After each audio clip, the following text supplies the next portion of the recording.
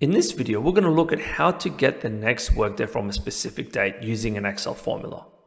In this example, we have the dates from which we want to return the next workday captured in column B. And for a more accurate result, we also have a list of public holiday dates in column E, which we're going to be using in our formula.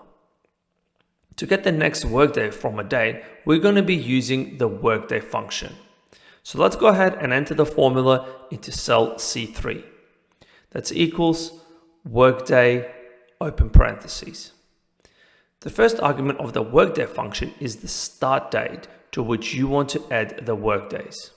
In this example, that's captured in cell B3. So let's go ahead and select the cell followed by a comma. The second argument is the number of workdays that you want to add to a date.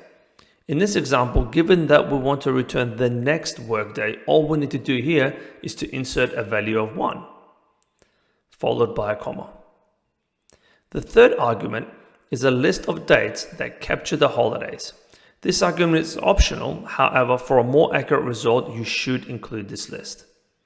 In this example, we capture these holiday dates in range E3 to E12. So let's go ahead and select this range.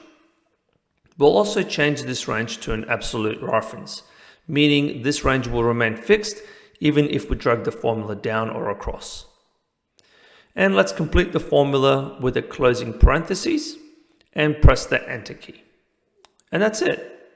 The formula now returns the next workday from the selected date. We can now drag this formula down for all the dates and see the results.